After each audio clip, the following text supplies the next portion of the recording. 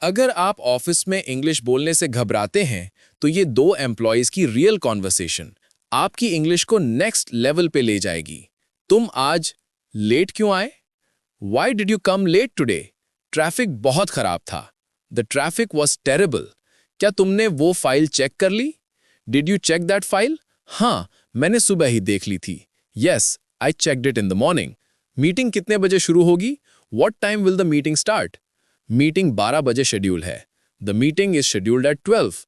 क्या तुमने प्रेजेंटेशन तैयार कर ली है? Have you prepared the presentation? हाँ, बस आखिरी स्लाइड रह गई है।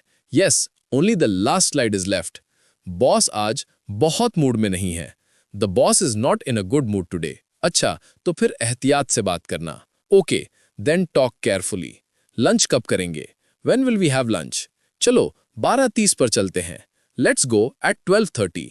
क्या तुमने वो ईमेल भेज दी?